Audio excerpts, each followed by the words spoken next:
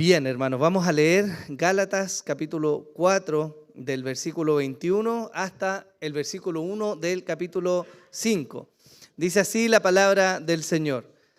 Decidme los que deseáis estar bajo la ley. ¿No oís la ley? Porque está escrito que Abraham tuvo dos hijos, uno de la sierva y otro de la libre. Pero el hijo de la sierva nació según la carne, y el hijo de la libre por medio de la promesa.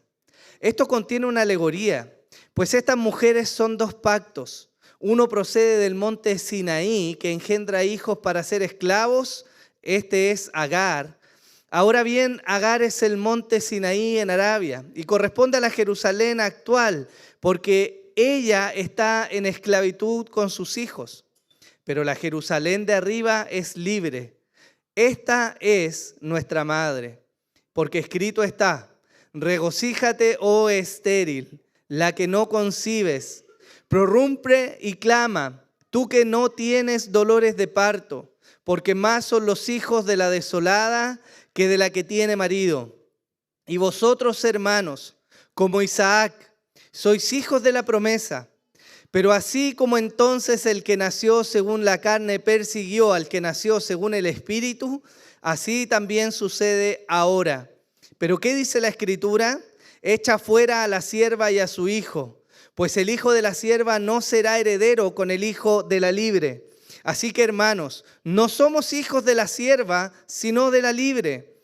Para libertad fue que Cristo nos hizo libres. Por tanto, permaneced firmes.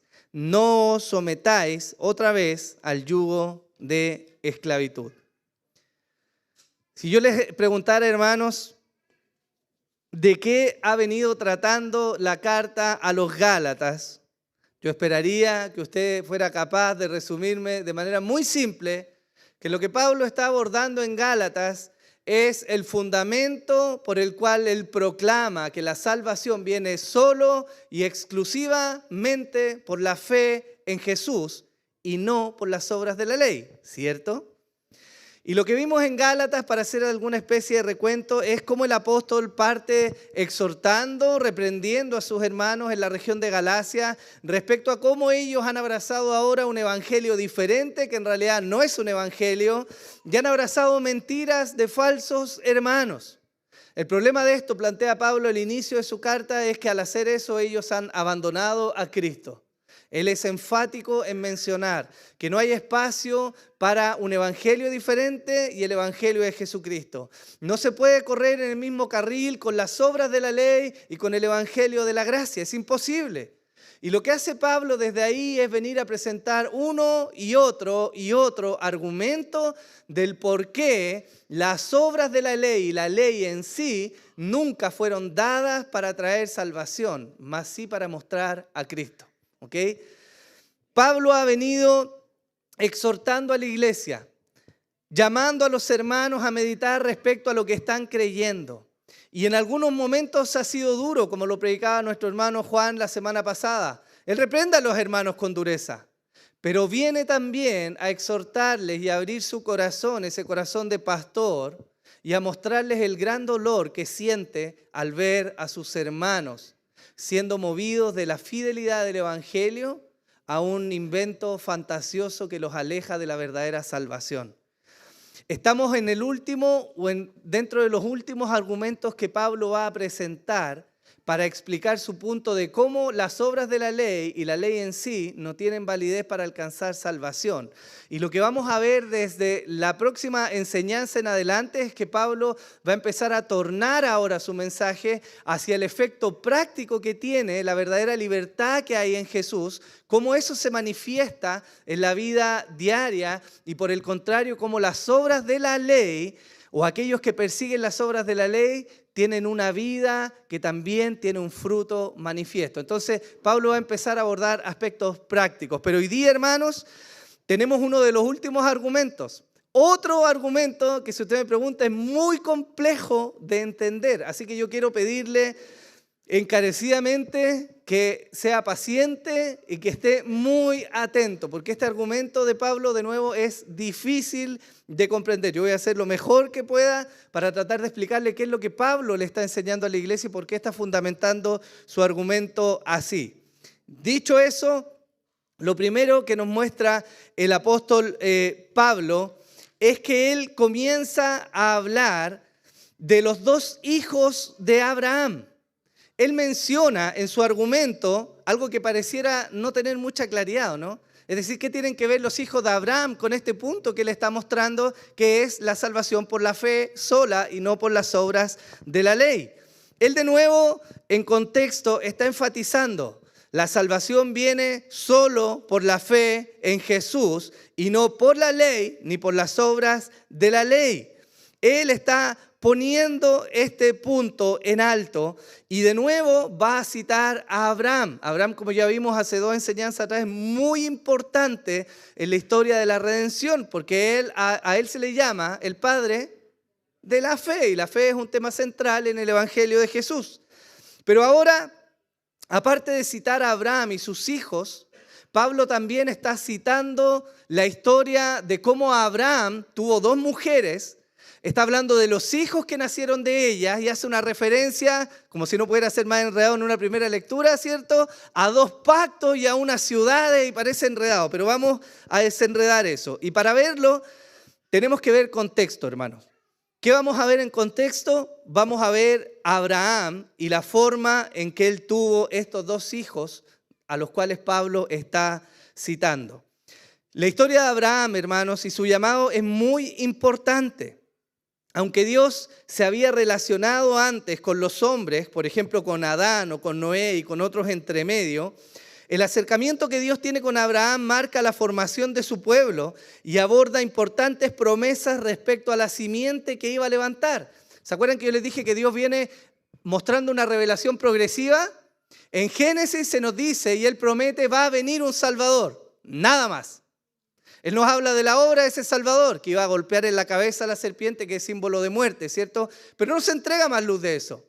Las generaciones comienzan a pasar, la historia de la humanidad comienza a avanzar, el pueblo crece y luego viene un pacto con Noé. Y Dios trae luz de nuevo respecto a que ya no va a destruir a la humanidad de esa forma en que la había hecho. Pero no hay nada del Salvador. Se nos viene a mostrar de nuevo algo del Salvador, ¿cuándo? Con Abraham. Porque ahora ya no solo sabemos que hay un Salvador, sino que ahora sabemos de dónde va a venir ese Salvador. ¿De dónde? Del linaje de Abraham, ¿cierto? Perfecto. Entonces, Abraham es una figura muy importante en todo esto. Pero vemos que Pablo está citando, ¿cierto?, a el nacimiento de los hijos de Abraham. Y si nosotros lo remontamos a Génesis capítulo 12, nos vamos a dar cuenta cómo el Señor llama a este hombre, Abraham, ¿cierto? Y le hace una promesa. Los primeros versículos del capítulo 12 de Génesis dice así: y el Señor dijo a Abraham, vete de tu tierra, de entre tus parientes y de la casa de tu padre, a la tierra que yo te mostraré. Haré de ti una nación grande y te bendeciré y engrandeceré tu nombre y serás bendición. Bendeciré a los que te bendigan y al que te maldiga maldeciré, y en ti serán benditas todas las familias de la tierra. De Abraham se nos relata, hermanos, que era un hombre de la tierra de Ur de los caldeos, cuyo padre era Taré, descendiente de Sem, nieto de Noé. Eso es lo único que se nos dice de Abraham antes de este episodio. El relato bíblico no introduce ningún atractivo especial en Abraham. Nada nos muestra el relato que saltara a la vista como que Dios pudo haber mirado a Abraham y haber dicho, él es un hombre especial, tiene una devoción particular. No hay nada. La Biblia ingresa de golpe el hecho de que Dios llama a este Abraham y le dice, deja tu tierra, deja tus parientes y camina a la tierra que yo te mostraré. Y Dios enseguida le hace promesas. ¿Qué le pide Dios a Abraham en esta primera instancia? Le pide que deje su tierra, que deje a sus parientes y que camine hacia la tierra que Dios le va a mostrar.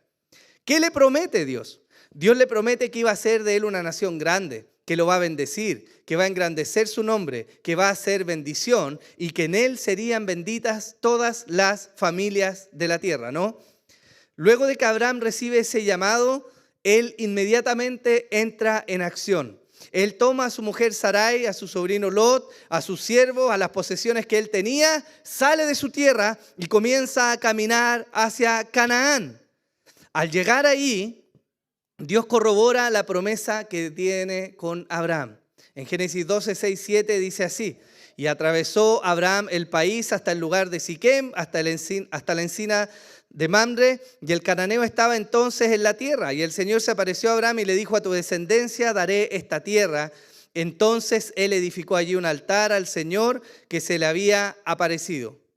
Lo que vemos entonces, hermanos, es que Abraham no permaneció inmediatamente en la tierra de Canaán a pesar de que había salido y había llegado ahí. Él siguió hacia Egipto, nos dice el relato. El versículo 10 del capítulo 12 nos menciona que cuando él llegó a Canaán hubo una gran hambruna en la tierra. Y eso es probablemente lo que motivó a Abraham, ¿cierto?, a no estacionarse donde Dios lo había mandado, sino a seguir hacia la tierra de Egipto. Si ustedes comparan la tierra de Canaán y de Egipto, son muy diferentes. La tierra de Egipto está alimentada por el Nilo. Y eso quiere decir que es siempre una tierra que produce fruto. En cambio, Canaán dependía de las lluvias. Abraham entonces llega a la tierra de Canaán, se encuentra con que hay esterilidad y hambruna en la tierra y él piensa lo lógico, lo que pensaría cualquiera, ¿o no? Allá hay alimento, vamos allá. El problema es que Dios no le había dicho que fuera a la tierra de Egipto, y eso es algo importante que mencionar. En Egipto el patriarca se dio a lo débil de su carácter. Él teme por su vida y entrega a su esposa, mintiendo además en el proceso. Ese es Abraham. Génesis 12, 14 al 20 dice así: y aconteció que cuando Abraham entró en Egipto, los egipcios vieron que la mujer era muy hermosa, y la vieron los oficiales de Faraón, y la alabaron delante de él. Y la mujer fue llevada a la casa de Faraón, y éste trató bien a Abraham por causa de ella, y le dio ovejas, vacas, asnos, siervos, siervas, asnas y camellos. Pero el Señor hirió a Faraón y a su casa con grandes plagas por causa de Sarai, mujer de Abraham. Entonces Faraón llamó a Abraham y le dijo: ¿qué es esto que me has hecho? ¿Por qué no me avisaste que era tu mujer? ¿Por qué dijiste: es mi hermana, de manera que la tome por mujer? Ahora pues, aquí está tu mujer, tómala y vete. Y Faraón dio órdenes a sus hombres acerca de Abraham, y ellos los despidieron con su mujer y con todo lo que le pertenecía. Fíjense, hermanos, que a pesar de la falta de fe de Abraham, porque no se quedó en Canaán donde Dios le había dicho, sino que fue a Egipto, a pesar de que él faltó en su fe y que tuvo un carácter débil y que mintió, Dios aún así fue cumpliendo las promesas. ¿Por qué? ¿No le había prometido Dios que lo iba a enriquecer? Y lo enriqueció en Egipto. ¿No le prometió Dios que iba a ser su nombre grande entre los hombres? Y el nombre de Abraham fue conocido en este episodio. Dios ciertamente estaba cumpliendo fielmente lo que él había prometido, a pesar de Abraham. Lo que sigue entonces, hermanos, es que Abraham sale de Egipto, se separa de su sobrino Lot y vuelve a llegar a la tierra de Canaán, de nuevo al encinar de Mamre. Y Dios le vuelve a hablar allí. Esto es Génesis 13. Y el Señor dijo a Abraham, después que Lot se había separado de él: alza ahora los ojos y mira desde el lugar donde estás hacia el norte, el sur, el oriente y el occidente. Pues toda la tierra que ves te la daré a ti y a tu descendencia para siempre. Y haré de tu descendencia como el polvo de la tierra, de manera que si alguien puede contar el polvo de la tierra, también tu descendencia podrá contarse. Levántate, recorre la tierra a lo largo y a lo ancho de ella, porque a ti te la daré. Entonces Abraham mudó su tienda y vino y habitó en el encinar de Mamre, que está en Hebrón, y edificó allí un altar al Señor. Él vuelve entonces a la tierra de Canaán. Dios le vuelve a hablar, reafirma su compromiso delante de él, y de ahí comienzan a ocurrir muchos sucesos importantes. En Génesis 15, versículo 1 se nos dice: después de estas cosas, la palabra del Señor vino a Abraham en visión, diciendo: no temas, Abraham, yo soy un escudo para ti y tu recompensa será muy grande. ¿Por qué Dios le dice eso? Porque Abraham, habiendo llegado a la tierra de Canaán, se encuentra que hay una guerra, y que en medio de esa guerra su sobrino Lot estaba metido al medio. Y él, teniendo un par de hombres, se levanta y va a salvar a su sobrino y logra vencer, ¿no? Él naturalmente pudo haber temido. Había muchos habitantes en esa tierra y Dios le vuelve a hablar y le dice, no temas, Abraham, yo voy a ser escudo para ti, ¿cierto? Dios viene a hablar con él reafirma su compromiso de sostener y proteger a Abraham, pero ahora sale a relucir una gran limitante que Abraham tenía. Génesis 15, versículos 2 y 3 dice, y Abraham dijo, oh Señor Dios, ¿qué me darás, puesto que yo estoy sin hijos y el heredero de mi casa es Eliezer de Damasco? Dijo además Abraham, he aquí, no me has dado descendencia y uno nacido en mi casa es mi heredero. Fíjense, hermanos, que la promesa que Dios le había hecho a Abraham insistía en hacer grande su descendencia. La pregunta es ¿cómo? ¿Cómo iba a ser grande una descendencia que no existía hasta ese momento? Dios no tarda, hermanos, en su respuesta. Aunque Dios había confirmado la promesa del cumplimiento de lo que él había dicho a Abraham, aún así, digo no tarda entre comillas, porque Dios vuelve a reafirmar su compromiso, pero la verdad es que pasan muchos años más todavía hasta que eso se cumple. Génesis 15, 4 y 6 dice, pero he aquí que la palabra del Señor vino a él diciendo, tu heredero no será este, sino uno que saldrá de tus entrañas. Él será tu heredero. Lo llevó fuera y le dijo, ahora mira el cielo y cuenta las estrellas, y si te es posible contarlas. Y le dijo, así será tu descendencia. Y aquí viene uno de los textos más conocidos, por los cuales Abraham es grande en nombre. Dice, y Abraham creyó al Señor, ¿y el Señor qué hizo? Se lo reconoció por justicia. Hermanos, ¿qué nos muestra toda esta secuencia? La historia de Abraham sigue. Él sigue habitando en una tierra. Él sigue de alguna manera disfrutando de la bendición y la protección de Dios. Pero los años siguen pasando y el hijo de sus entrañas aún no viene a él. En Génesis 16 tenemos otro relato importante. Y Sarai, mujer de Abraham, no le había dado a luz hijo alguno. Y tenía ella una sierva egipcia que se llamaba Agar. Entonces Sarai dijo a Abraham, he aquí que el Señor me ha impedido tener hijos. Llégate, te ruego, a mi sierva. Quizás por medio de ella yo tenga hijos. Y Abraham escuchó la voz de Sarai, y al cabo de 10 años de habitar Abraham en la tierra de Canaán, Sarai, mujer de Abraham, tomó a su sierva Agar la egipcia y se la dio a su marido Abraham por mujer. Hermanos, 10 años habían pasado desde que Abraham estaba habitando la tierra de Canaán. 10 años. Y en 10 años, esta parte de la promesa todavía no estaba cumplida. 10 años. Y aunque ciertamente Dios había engrandecido su nombre y le había dado riquezas y lo había guardado, él seguía sin un hijo propio. Aquí es donde la fe de Abraham, hermanos, falla. Y donde el consejo de su esposa se alejó de la sabiduría. Este es un evento triste en la historia de Abraham. No solo porque nos muestra la falla en su fe, sino porque además él peca abandonando a la mujer de su pacto. Eso es lo que nosotros vemos ahí. ¿Cuál fue el resultado de esto? Abraham tiene un hijo con su sierva. Ese hijo se llama Ismael. El primer fruto amargo de este pecado, hermanos, fue que mientras Ismael crecía, Agar comenzó a menospreciar a Sarai. La sierva comenzó a mofarse y a burlarse de la esposa legítima. ¿Por qué? Porque ella tenía un hijo, pero la esposa no tenía hijo. El corazón de este hombre, de Abraham, estaba en pena. Por un lado veía a su hijo y sentía compasión y amor por él, a Ismael. Pero por el otro lado veía el sufrimiento de su esposa. Pero este, hermanos, no era el heredero que Dios había preparado para Abraham. Dios tenía un milagro aún por hacer. Dios reafirma su pacto con Abraham en Génesis 17, establece la circuncisión como señal del pacto entre él y su descendencia y además ahora le habla acerca de su esposa. Eso viene en Génesis 17 de nuevo, desde el versículo 15. Entonces Dios dijo a Abraham, a Sarai tu mujer no la llamarás Sarai, sino que será Sara su nombre, y la bendeciré. Y de cierto te daré un hijo por medio de ella. La bendeciré y será madre de naciones. Reyes de pueblos vendrán a ella. Entonces Abraham se postró sobre su rostro y se rió y dijo en su corazón: a un hombre de 100 años le nacerá un hijo, y Sara, que tiene 90 años, concebirá.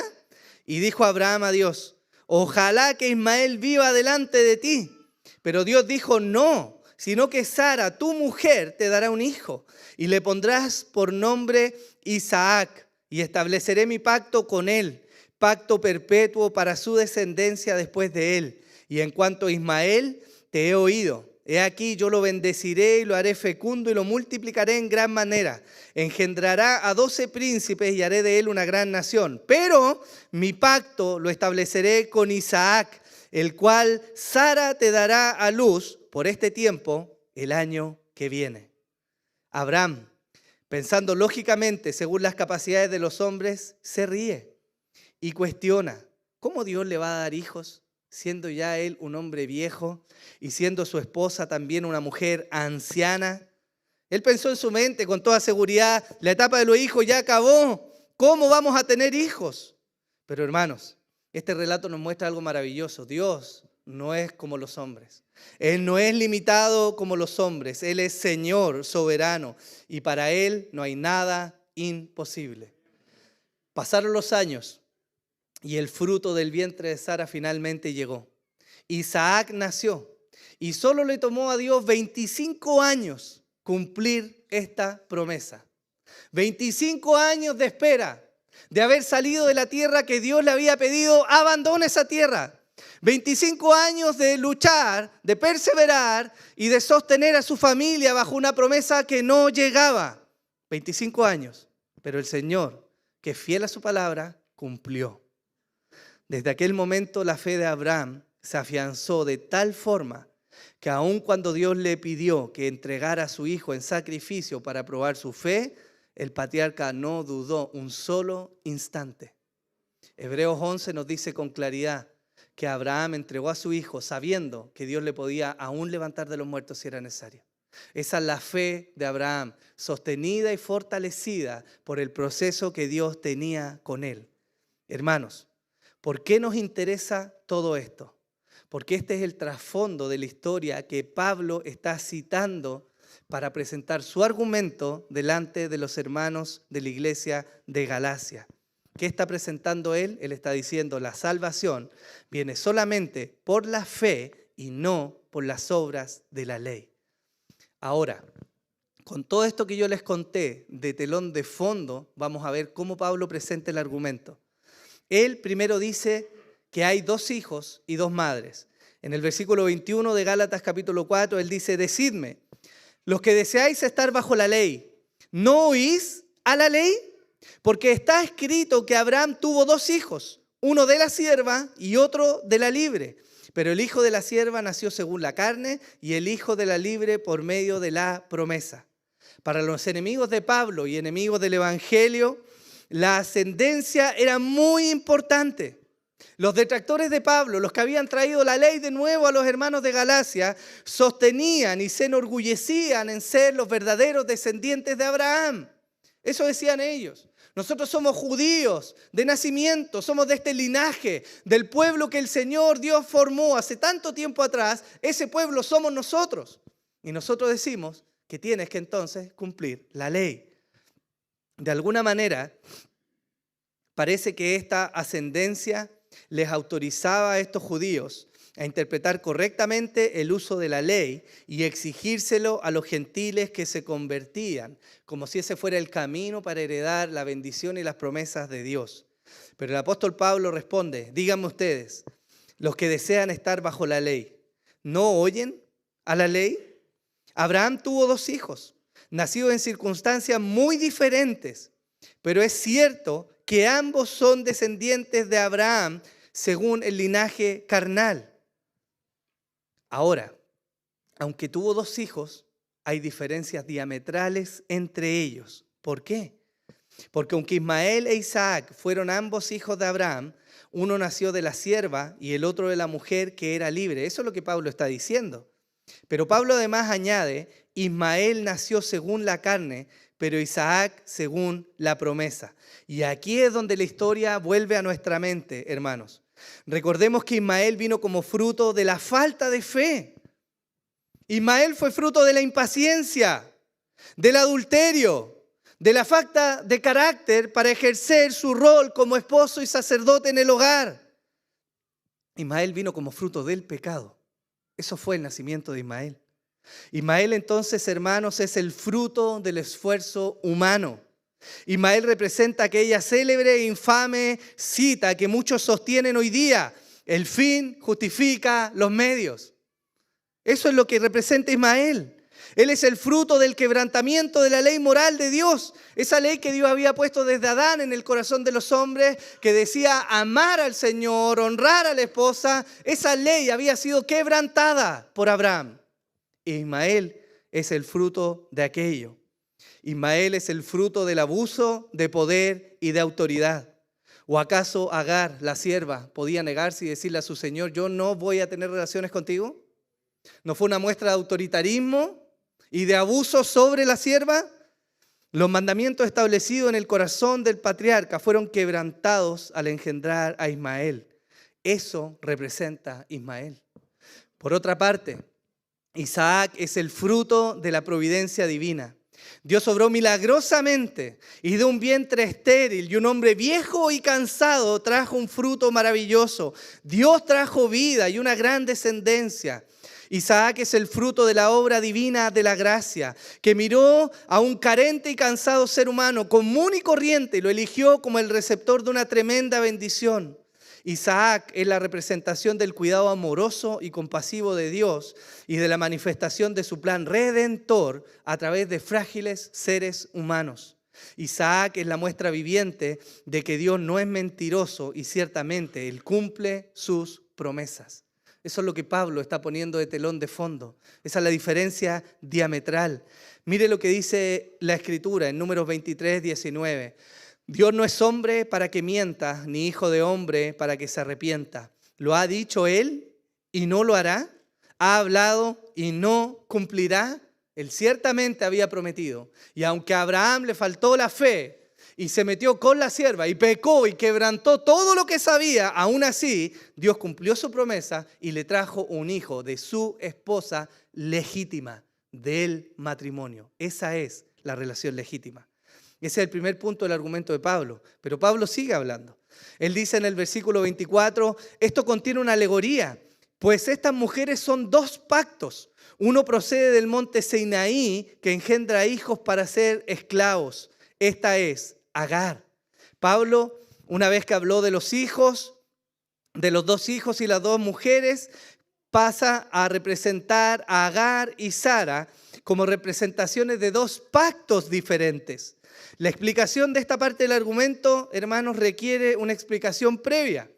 En primer lugar, deberíamos preguntarnos, ¿Pablo está hablando realmente de una alegoría como esas que ocuparon algunos autores del primer siglo? Esa alegoría que en el lenguaje hermenéutico significaba que ellos miraban un pasaje, meditaban y decían: aquí hay una verdad oculta, espiritual, que Dios me está revelando. ¿Esa es? Ciertamente no. Pablo no está hablando de una alegoría en ese sentido. Lo que Pablo está haciendo es traer a la luz algo que en términos teológicos se llama tipología. ¿Qué es una tipología?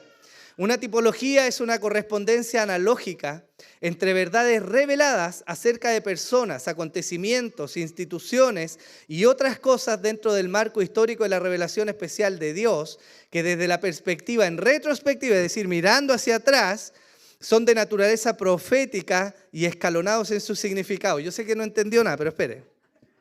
Paciencia. Parafraseemos esto. ¿Qué es una tipología? Una tipología es una relación divinamente establecida entre Dios y las personas, acontecimientos o instituciones del Antiguo Testamento, estos se llaman tipos, y su cumplimiento mayor en Cristo o en la realidad del Nuevo Testamento, estos son los antitipos, a través de los cuales Dios trae mayor claridad de su obra redentora. Yo sé que tampoco me entendió eso, pero espere, seamos más concisos. ¿Qué es una tipología? Una tipología, hermanos, es cuando Dios utiliza algo del Antiguo Testamento para mostrar como si fuese una sombra, una silueta, algo que en el Nuevo Testamento se nos muestra completamente.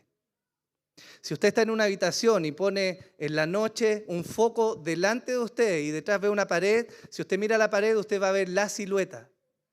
Eso es el Antiguo Testamento, a esos son los tipos. Si usted mira de cara a la persona, usted no va a ver solo la silueta, va a poder ver los rasgos identificables de esa persona. Ese es el antitipo. La tipología entonces nos muestra en el Antiguo Testamento sombras, una sustancia, algo que se asemeja a que en el Nuevo Testamento nos es completamente revelado. Y lo que Pablo está haciendo es de descifrar esta tipología. Él nos está diciendo que esta historia, que es real, es una narrativa, tiene un significado, una entrega, una revelación mayor a la luz del Nuevo Testamento. Eso es lo que Pablo nos está diciendo. ¿Cómo se relaciona o cómo muestra esta tipología? Él nos dice, Pablo identifica a Agar con el pacto del Sinaí. Y usted se pregunta ahora, ¿cuál es el pacto del Sinaí? Eso es lo que se llama el pacto mosaico. ¿Dónde aparece este pacto? Este se establece en Éxodo 19. ¿Y qué es lo que dice Éxodo 19? Leámoslo. Dice así desde el versículo 3. Y Moisés subió hacia Dios, y el Señor lo llamó desde el monte, diciendo, así dirás a la casa de Jacob, y anunciarás a los hijos de Israel. Vosotros habéis visto lo que he hecho a los egipcios y cómo os he tomado sobre alas de águila y os he traído a mí. Ahora pues, si en verdad escucháis mi voz y guardáis mi pacto, seréis mi especial tesoro entre todos los pueblos. Porque mía es toda la tierra, y vosotros seréis para mí un reino de sacerdotes y una nación santa. Estas son las palabras que dirás a los hijos de Israel. Entonces Moisés fue y llamó a los ancianos del pueblo y expuso delante de ellos todas estas palabras que el Señor le había mandado. Y todo el pueblo respondió a una y dijeron, haremos todo lo que el Señor ha dicho. Y llevó Moisés al Señor las palabras del pueblo. Este pasaje, en términos cronológicos, se da después de que el pueblo de Israel había sido rescatado de Egipto y vienen al monte Sinaí. Y este pacto que se establece ahora tiene como telón de fondo también el pacto abrahámico. ¿Por qué? Porque los participantes de este nuevo pacto, el pacto mosaico, es la descendencia ¿de quién? De Abraham, a quien el Señor le había prometido, a tu descendencia le voy a dar esta tierra y los voy a prosperar y los voy a guardar. Esa descendencia que se había multiplicado y había crecido y había estado esclava en Egipto, ahora estaba libre en el Sinaí para recibir ahora un nuevo pacto, el pacto mosaico. ¿Qué establece el pacto mosaico? Las promesas de este pacto son permanencia en la tierra, paz y seguridad, victoria sobre los enemigos, abundancia y prosperidad, multiplicación del pueblo, ser el especial pueblo de Dios, un reino de sacerdotes, una nación santa y que Dios estaría con ellos. Esas son las promesas del pacto mosaico. Evidentemente, como pasó con el pacto de Abraham, esto no está en un solo texto, son varios los versículos del libro de Éxodo de manera particular, Levítico y Deuteronomio, que nos muestran las promesas de este pacto. ¿Cuál es la demanda de Dios para este pueblo bajo este pacto? La obediencia al pacto, es decir, guardar la ley que Dios les estaba entregando. Eso es lo que Dios demanda de ellos. ¿Y cuál es la sanción que Dios establece? Esto sale en Deuteronomio 28 de manera muy clara. Después de que se hablan de las bendiciones, vienen también las maldiciones de quebrantar el pacto. ¿Qué les dice Dios como consecuencia? Si ellos quebrantan el pacto, vendrían sequías, enfermedades, exilios y finalmente la pérdida de la tierra. Y la historia de Israel nos muestra que su rebelión les llevó a quebrantar el pacto y sufrieron y fueron empobrecidos, quebrantados, exiliados y perdieron la tierra de Canaán. Dios fue fiel porque ellos quebrantaron este pacto. Hermanos, en términos simples, el pacto mosaico estableció la ley moral en el decálogo, ¿cierto? La manifestó, pero también la ley ceremonial y la ley civil, ¿ya? Y mandó al pueblo que guardara esa ley para gozar de la bendición y la compañía de Dios en su estadía terrenal en Canaán. Es importante, hermanos, y mencionar que este pacto descansa, como yo les dije, en el pacto abrahámico. Y esto porque Israel, el pueblo que estaba ahí, es el pueblo descendiente de Abraham, a quien se le había prometido un pacto perpetuo, ¿cierto? Esto es lo que Pablo está diciendo. Todo esto es trasfondo. Ahora, tomemos de nuevo el argumento de Pablo. ¿Por qué él indica que Agar representa el pacto mosaico, es decir, el cumplimiento de la ley? La mención al Sinaí que hace el apóstol es precisamente porque en aquel lugar se entregó la ley. Por eso él menciona que Agar es representante de este pacto que se estableció en Sinaí, ¿ok? Y hasta ahora el punto fuerte de Pablo es su apreciación tipológica. Él viene y declara, esta mujer representa un pacto, el pacto hecho en Sinaí, y ese pacto, dice Pablo, engendra hijos. ¿Para qué? Para esclavitud. Ese es el argumento de Pablo. Él dice, este pacto engendra hijos de esclavitud. Ahora, si usted presta atención a lo que hemos enseñado antes, podrá recordar que la ley jamás, nunca tuvo el propósito de salvar. La ley no se estableció como un fundamento para la salvación, nunca. La ley se estableció para que el pueblo disfrutara de la bendición de Dios de manera terrenal y para que conocieran el carácter de Dios y para que se cuidaran unos a otros, pero la ley nunca fue un medio de salvación. Eso lo dijimos hace 2 enseñanzas atrás. La salvación siempre vino, ¿por qué? Por la fe en el Mesías prometido, no por las obras de la ley. Eso está diciendo Pablo. ¿Qué significa entonces que ahora él reafirme y diga, bueno, hay un pacto que representa a Agar, que genera o que engendra hijos para esclavitud? Agar representa el pacto del Sinaí donde se promulgó la ley, mucho más que el decálogo, la ley ceremonial y civil. ¿Por qué Pablo habla de este pacto como si produjera solo hijos para esclavitud? Pablo está afirmando que la ley no puede salvar, como ya habíamos visto, sino que tiene un uso pedagógico, es decir, conduce a mirar a Jesús. El cumplimiento de esta ley apunta al disfrute de las bendiciones terrenales y el perdón temporal de sus pecados. La ley ceremonial había establecido la forma en que los sacrificios se iban a oficiar. ¿Se recuerdan ustedes?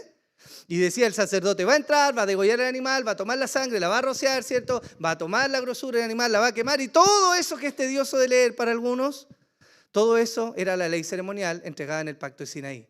Esa ley, como dice el autor de Hebreos, no quitaba el pecado. Esa ley cubría el pecado. ¿Se entiende? Por lo tanto, tenía un tenor muy terrenal para el pueblo. ¿Cuál fue el problema?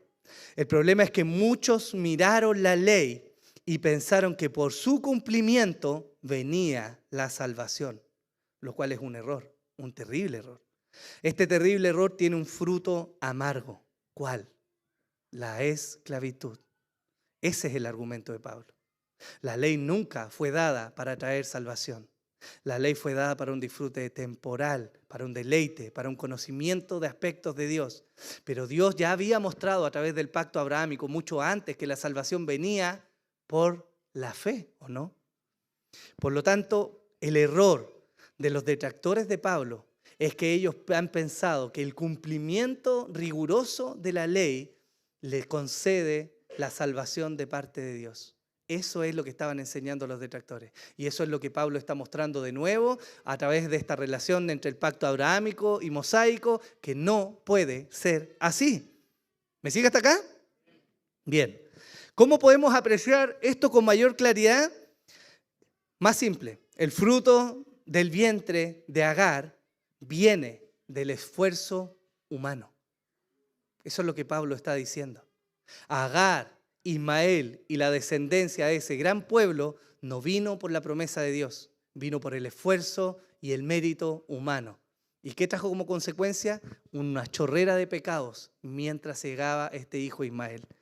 Pablo continúa con su argumento y en el versículo 25 Pablo dice, ahora bien, Agar es el monte Sinaí en Arabia y corresponde a la Jerusalén actual porque ella está en esclavitud con sus hijos. Pablo establece ahora una relación entre el Sinaí, entre Arabia y entre la Jerusalén actual. ¿Y por qué Pablo establece esta relación? Porque la Jerusalén actual, la Jerusalén de su época, está viciada, está llena de legalismo, de esfuerzos humanos. de hombres y mujeres que piensan que el fruto de su esfuerzo y devoción es suficiente para alcanzar la salvación que viene de Dios. Estos hombres, enemigos de la cruz de Cristo, son estériles, son esclavos y representan la esclavitud. El Sinaí se encontraba en Arabia, en un desierto. Y una de las características principales de los desiertos es que son tierras estériles. No son capaces de producir fruto. Y eso es lo que Pablo está trayendo a la mente, ahora con mayor fuerza contra sus detractores. Él está diciendo, esta Agar representa este pacto que esclaviza porque no puede salvar. Y los que ponen en esa ley su esperanza son gente estéril. Igual que ese monte, igual que esa región, igual que esta Jerusalén actual. ¿Me sigue? Bien. Si Agar representa este pacto que produce hijos para esclavitud, ¿qué representa Sara? Precisamente lo opuesto. Versículos 26 y 27. Pero la Jerusalén de arriba es libre. Esta es nuestra madre. Porque escrito está, regocíjate, oh estéril, la que no concibes, prorrumpe y clama. Tú que no tienes dolores de parto, porque más son los hijos de la desolada que de la que tiene marido. Pablo pasa aquí a contrastar la Jerusalén terrenal y su gente incrédula, fruto de la carne por el esfuerzo de agradar a Dios por sus obras. Eso era lo que hacían los fariseos.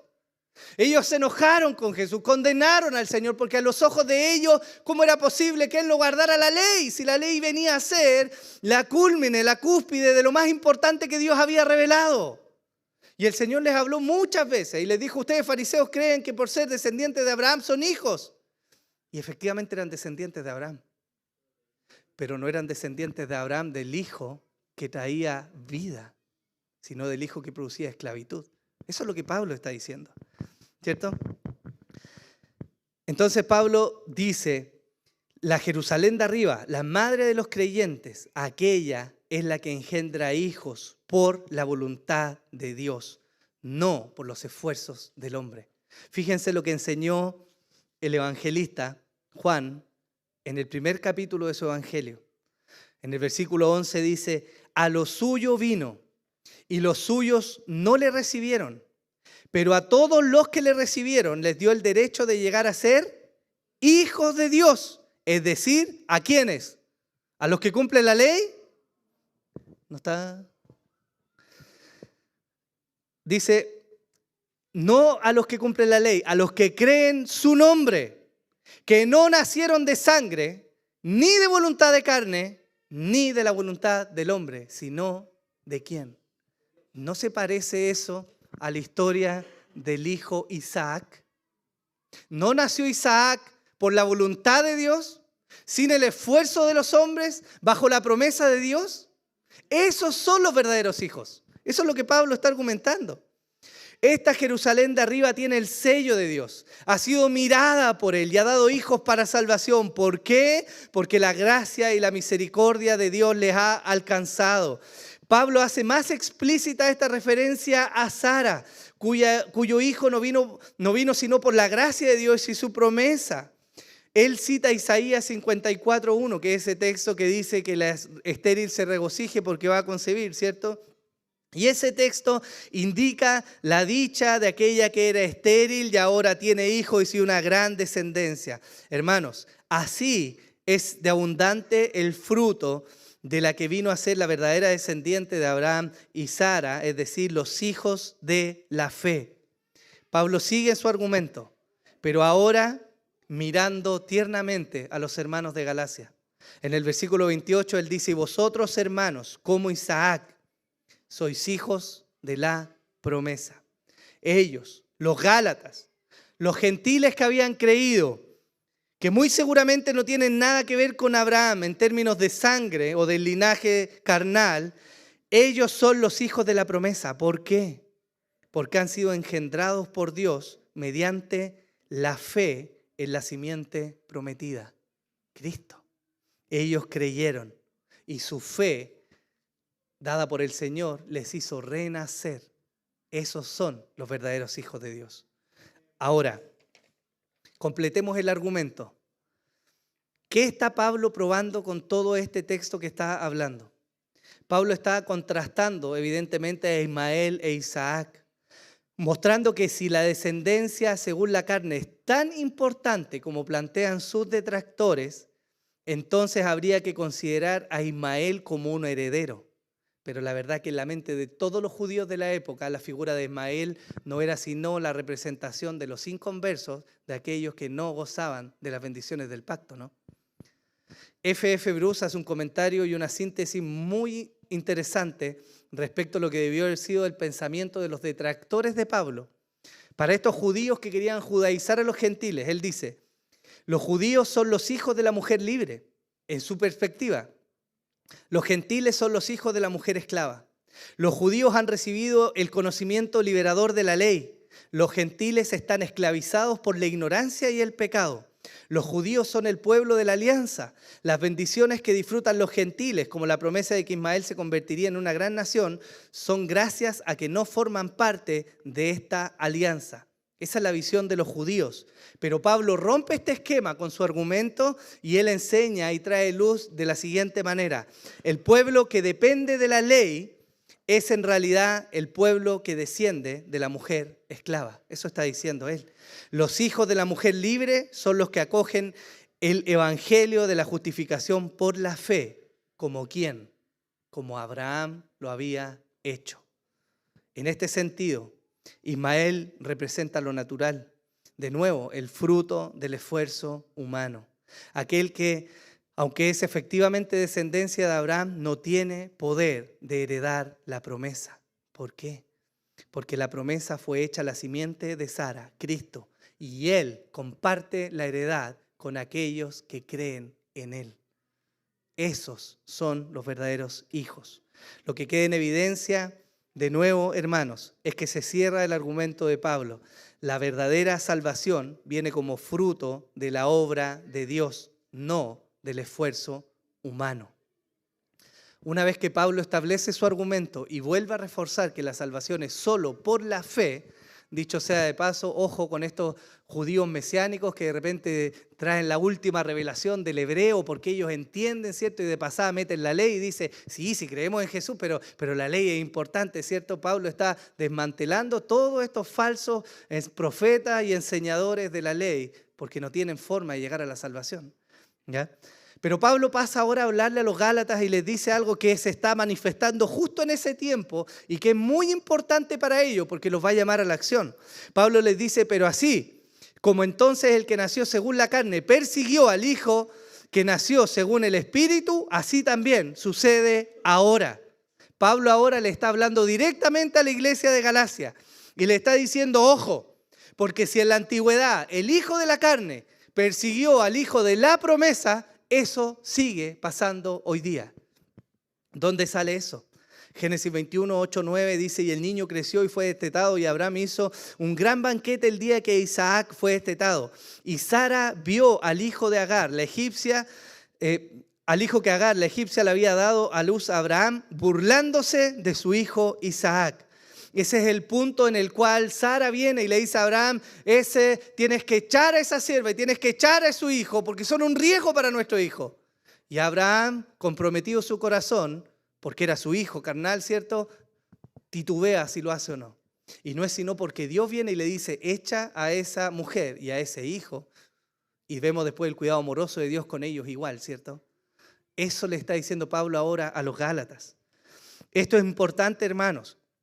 Porque en la perspectiva de los hermanos de Gálatas, respecto al motivo por el cual los judaizantes quieren judaizarlos a ellos, esto no se trata simplemente de un malentendido. Pablo está desvelando delante de los hermanos que no se trata que ellos me equivoqué, hermano, en la interpretación de lo que la historia quería decir. Pablo les está diciendo, esto no se trata de un error de interpretación, esto se trata de verdad de una persecución espiritual sobre ustedes. ¿Por qué? Porque los hijos de la carne van a perseguir a los hijos de la promesa. Y eso es siempre. Jesús enseñó de esto. Juan 15 dice, si el mundo os odia, sabéis que me ha odiado a mí antes que a vosotros. Si fuerais del mundo, el mundo amaría lo suyo. Pero como no sois del mundo, sino que yo os escogí de entre el mundo, por eso el mundo os odia. Acordaos de las palabras que yo os dije. Un siervo no es mayor que su señor. Si me persiguieron a mí, también os perseguirán a vosotros. El que, si guardaron mi palabra, también guardarán la vuestra. Pero todo esto os harán por causa de mi nombre, porque no conocen al que me envió. Y en Juan 16:33 Jesús vuelve a reafirmar esta realidad. Estas cosas os he hablado para que en mí tengáis paz. En el mundo tendréis tribulación, pero confiad, yo he vencido al mundo. Hermanos, Pablo está despertando a la iglesia de los Gálatas a una realidad importante. Por siempre, hasta que el Señor venga, los hijos de la fe van a ser perseguidos. Y eso tiene que despertar la mente de los Gálatas a entender que no pueden convivir con estos judaizantes porque es una persecución espiritual contra ellos. Eso tiene aplicación el día de hoy, hermano. Porque si bien estamos en este mundo, debiéramos mirar muy bien quiénes son nuestros amigos. Este no es un llamado a alejarse del mundo, pero es un llamado a que examines claramente cuál es la relación que el mundo tiene contigo. Porque el mundo va a aceptar y asimilar lo que se parece a él. Pero lo que es contrario al mensaje del mundo va a ser perseguido. Eso representa la ideología del mundo. Efesios 2:2 dice: en los cuales anduvisteis en otro tiempo según la corriente del mundo, conforme al príncipe de la potestad del aire, el espíritu que ahora opera en los hijos de desobediencia. Hermanos, ¿no lo vemos eso en nuestra sociedad? ¿No se han levantado uno y otros movimientos herejes diciendo que es mejor no tener hijos, promoviendo el aborto a diestra y siniestra? ¿No lo han dicho eso? ¿No han dicho que hay que sacar a Dios del Estado, que hay que sacar a Dios de las escuelas, a Dios de las familias, que es un adorno, un agregado? ¿No es la misma persecución espiritual que han sufrido los hijos de fe por siempre? Si esa es una realidad, entonces ¿cómo la iglesia de Dios comulga con el mundo? No puede comulgar. Una cosa es estar ahí y predicar el evangelio y hacer el bien, pero la iglesia de Dios no puede comulgar con el mundo. No hay una común unión, no hay un mismo afecto. No hay un mismo deseo. El mundo solo desea glorificarse a sí mismo y enaltecer su nombre. Pero el pueblo de Dios busca la gloria de Dios y la exaltación de los valores que Dios promueve. Eso es muy importante, hermanos. Pablo está despertando a los hermanos de Galacia a esta realidad. Ellos están siendo perseguidos espiritualmente. Y él luego dice, bueno, ¿qué hay que hacer? Hay que actuar. Versículo 30 dice, ¿pero qué dice la Escritura? Echa fuera a la sierva y a su hijo, pues el hijo de la sierva no será heredero con el hijo de la libre. Así que, hermanos, no somos hijos de la sierva, sino de la libre. Para libertad fue que Cristo nos hizo libres, por tanto permaneced firmes y no os sometáis otra vez al yugo de esclavitud. ¿Qué deben hacer los Gálatas? El mensaje de Pablo es claro. Pablo dice, deben sacar de entre ustedes a esos herejes. Deben sacar de entre ustedes a los que están promoviendo el guardar la ley por sobre el evangelio de Cristo, porque no son una amenaza simple, ellos son destructores del cuerpo de Cristo. En otra ocasión se les menciona como perros mutiladores del cuerpo. Ese es el lenguaje que el apóstol usa. Por lo tanto, hermanos, esto tiene muchas aplicaciones prácticas. Esto, por ejemplo, demanda en una iglesia la aplicación de la disciplina para apartar de entre ellos aquellos que no son verdaderamente hijos. Y no hablo de los que están conociendo. Estoy hablando de aquellos que el mismo apóstol menciona, que dicen ser hijos de Dios, pero persisten en la fornicación, en el adulterio, en la borrachería, en la ira y en todos los pecados. Que es diferente a aquellos que pecan y buscan el arrepentimiento en el Señor. Estoy hablando de aquellos que persisten en su pecado. Una aplicación de esto es la disciplina en la iglesia. Otra aplicación de esto es la comunión en la Santa Cena. La Santa Cena no está dispuesta para ser comulgada con personas que no pertenecen al pacto. No se puede compartir lo santo con aquellos que no forman parte del pacto. Y el mensaje de Pablo, muy anticristiano pareciera ser en los días de hoy, donde todo es amor y paz, es sácalos.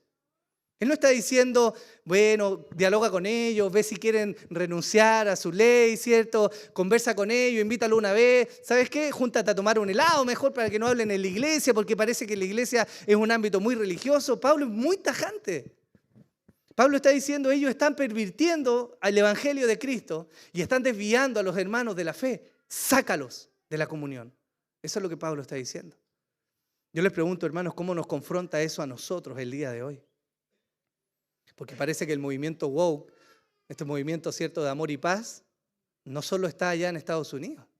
Parece que de alguna manera se ha enfrentado en la iglesia en una tolerancia excesiva respecto a la vida pecaminosa. Pero es imposible que la iglesia de Dios no persista en defender lo santo. Eso es lo primero que Pablo llama. Él llama a la acción.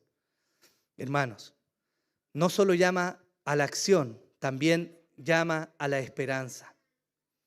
Mientras les dice que ellos deben accionar, también les dice que deben tener esperanza. ¿Esperanza de qué? De que a pesar de que hay persecución, hay alguien que prometió guardarles. ¿Quién?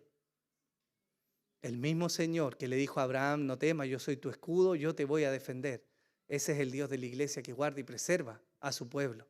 Por lo tanto, los Gálatas, a pesar de la presión y del sentirse quizás con una tarea grande de poner orden en la iglesia, también tienen esperanza de que Dios está con ellos. Hermanos, Pablo concluye con un llamado a permanecer en la libertad. La pregunta importante aquí es ¿cómo? ¿O qué es esta libertad? Permanecer en la libertad ciertamente no se trata de mentalizarse. Soy libre, soy libre, soy libre, soy libre. Voy a cantar canciones que digan libre soy, ¿cierto? Soy libre, soy libre, soy libre. No, hermanos. Permanecer en la libertad no es mentalizarse. No tiene que ver con repetir un mantra. Permanecer en la libertad tiene que ver con la acción. Hermanos, ¿cómo permanecemos en libertad? ¿Cómo impedimos? Quizás en la mente de algunos que esto se convierta en algo legalista. ¿Cómo? Yo les quiero hacer una analogía. ¿Cómo podría usted identificar un billete falso? Si usted quisiera, podría intentar conocer todas las falsificaciones que hay y hacerse experto en el tipo de papel que se usa, en la dimensión donde van los sellos de agua, en los centímetros que hay o los milímetros desde el sello hasta la esquina, si el papel está arrugado o no, cómo reacciona la luz ultravioleta. Usted podría aprender todo lo que quiera de los billetes falsificados, pero siempre va a venir uno nuevo y siempre se va a modificar. La forma de identificar lo verdadero de lo falso no es conociendo todo lo falso. Esta no es una invitación a una escuela apologética donde usted tiene que conocer las chorrocientas herejías que han habido. Esto tiene que ver con conocer la verdad del Evangelio. Porque conociendo la verdad, uno puede descartar aquello que no es verdadero. Eso es lo que Pablo está poniendo, o la aplicación que nosotros tenemos que entender de esto. Hermanos, si yo les preguntara, ¿estamos capacitados realmente para detectar todo aquello que es falso? Hoy día anda de moda un movimiento de un supuesto apóstol acá de Santiago que habla de la cuadrimensión, una herejía condenable. Una herejía que presenta al Padre, al Hijo y al Espíritu Santo como manifestaciones de un solo Dios. Eso es una herejía. Dios no es una manifestación en el Padre, en el Hijo, en el Espíritu. Dios es Padre, Hijo y Espíritu. Y creer otra cosa ha sido condenado por la iglesia por los siglos. Es una herejía. Entonces, hermanos, tenemos una tarea con esto. Sí, tenemos una tarea. Porque debemos conocer la verdad si queremos defenderla y diferenciarnos de las falsedades que hay alrededor. Judas 1:3 dice, amados, por el gran empeño que tenía de escribiros acerca de nuestra común salvación, he sentido la necesidad de escribiros exhortándoos a contender ardientemente por la fe que de una vez para siempre fue entregada a los santos. Eso lo dice Judas en un contexto donde ya habían herejías.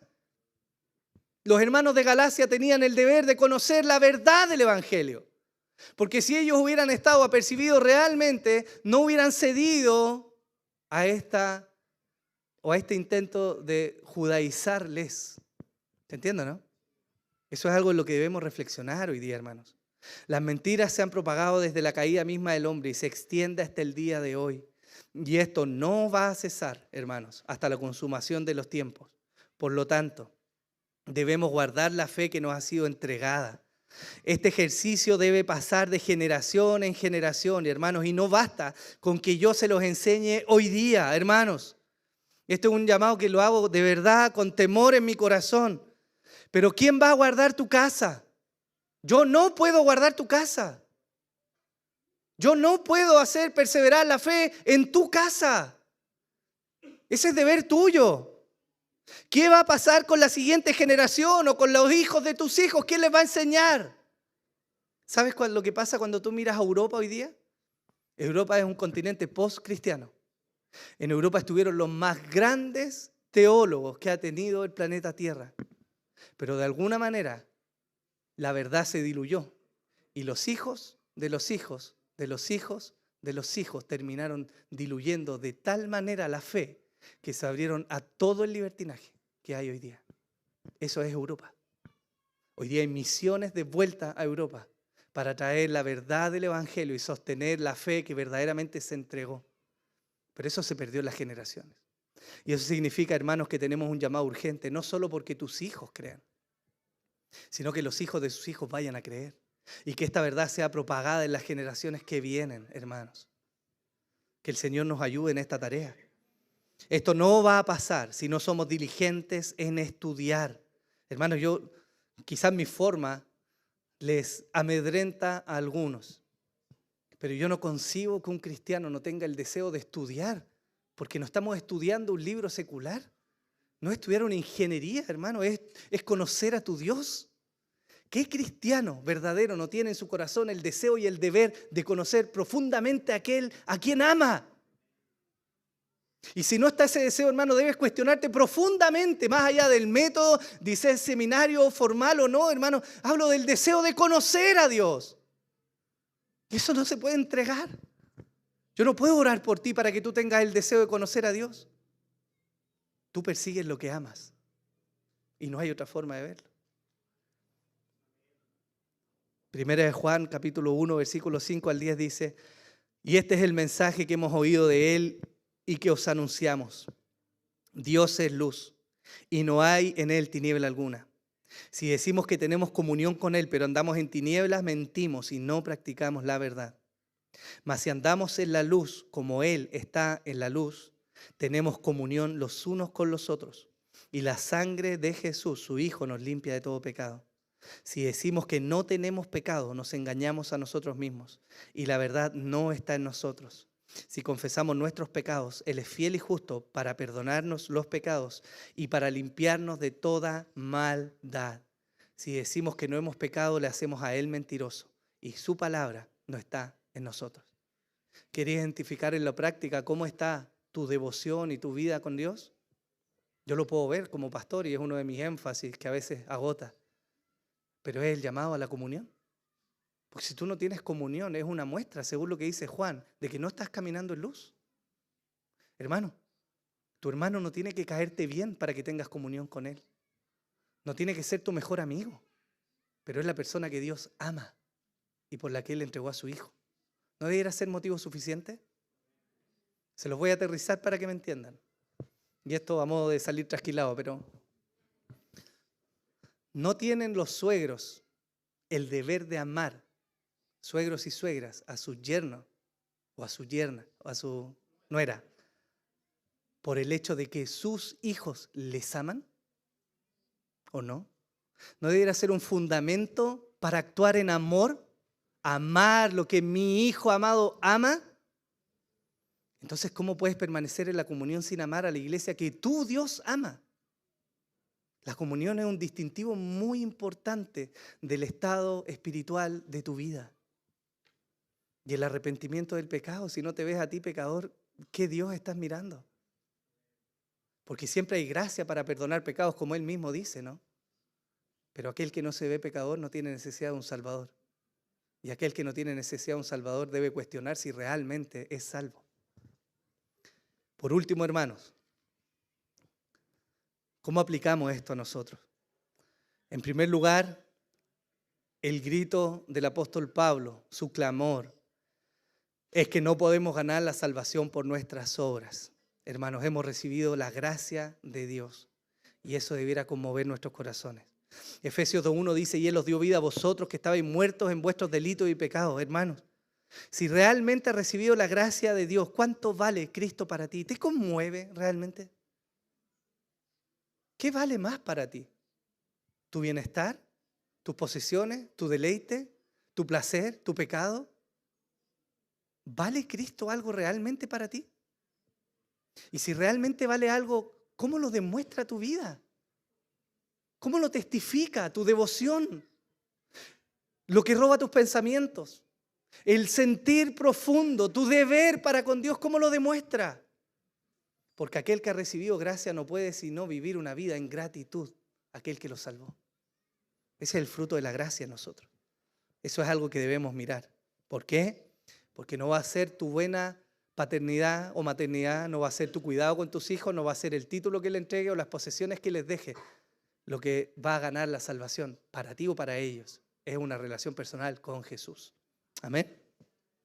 En segundo lugar, urge que tomen la Biblia y conozcan la verdad de Dios. Oseas 4:6, el Señor dice, mi pueblo es destruido, ¿por qué? ¿Por qué? Porque le falta conocimiento. Y el conocimiento de la Biblia, lo que llamamos teología en particular, no es cualquier conocimiento, es el conocimiento de tu Señor. Hermanos, en la vida usted y yo vamos a enfrentar distintas situaciones, algunas de ellas difíciles, o una pandemia, como se llama hoy día, ¿cierto?, en términos de depresión, angustia y un montón de cosas. Algunas de ellas van a ser fáciles de superar, otras no. Pero pudieras estar en el peor escenario del mundo, en la peor catástrofe de tu vida, podrías tener una pistola en tu cabeza, como le pasa a algunos hermanos en algunos lugares del mundo. Y ellos aún así, mirando al Señor, persisten aún a entregar la vida. Pero si nos alejamos de mirar la verdad de Dios, ¿cómo? ¿Cómo vas a hallar consuelo? ¿Cómo vas a hallar esperanza? ¿Cómo vas a entender que hay un Dios soberano que te ama, que gobierna sobre todas las cosas y que ha prometido librar? ¿Cómo? Nos urge mirar la Biblia.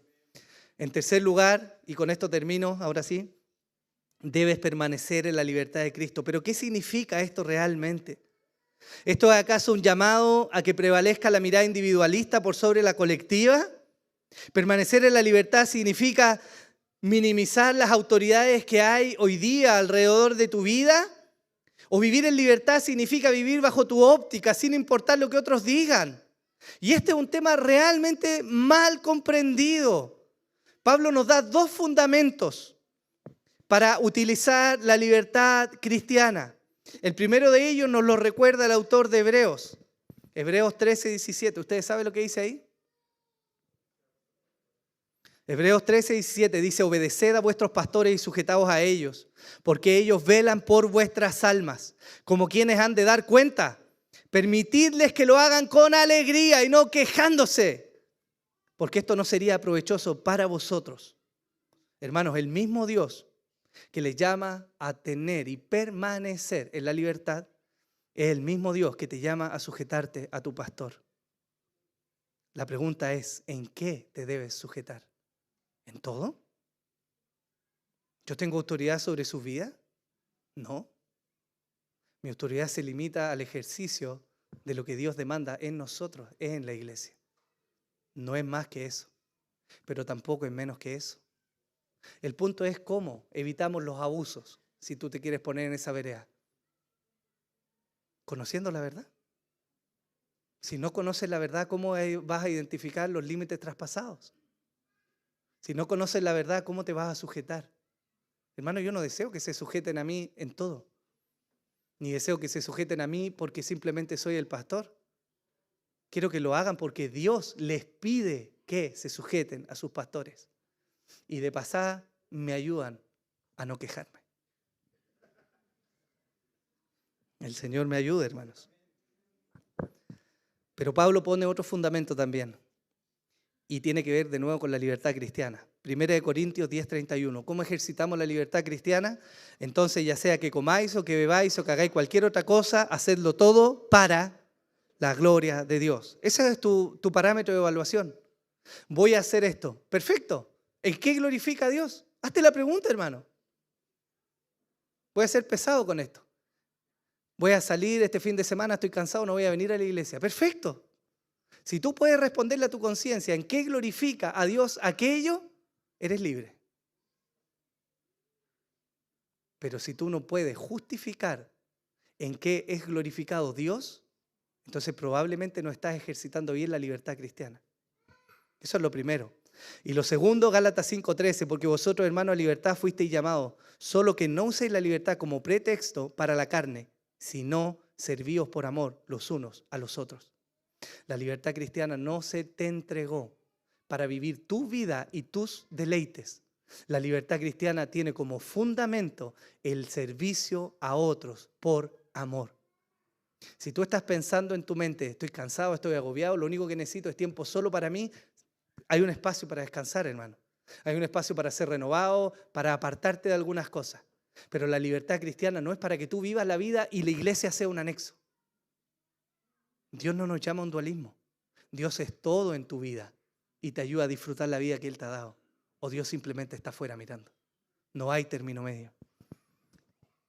En la práctica, lo del texto de Gálatas significa que en muchas ocasiones tú vas a tener que negarte a ti mismo, poner a otro como prioridad, dejar pasar la ofensa, correr la milla extra, abrir las puertas de tu casa, abrir tu billetera. Y todo esto no quejándote o rezongando, haciéndolo con sumo gozo. ¿Por qué? ¿Por qué, hermanos? ¿Por qué debiéramos limitar muchas veces nuestro deleite por amor a otros? ¿Por qué? ¿Sabes por qué? Porque supuestamente amamos al Señor con todo nuestro corazón. Si tienes hijos, tus hijos son el mejor fundamento de esto. ¿Cuántas veces te has tenido que levantar en la noche o has tenido que acompañarlos o has jugado con ellos con dolor de espalda o cansado o agobiado o en medio de un montón de tareas y lo tienes que hacer? ¿Sabes por qué? Porque los amas. Ese es el fundamento del cristianismo, hermano. Y debemos ser cuidadosos de caminar nuestra ruta amparados en el deber hacer y no en el querer hacer por amor a nuestro Dios. Y si eso está hoy día en tu corazón o en este tiempo, yo te animo a que profundamente medites respecto al amor que hay en ti por Jesús.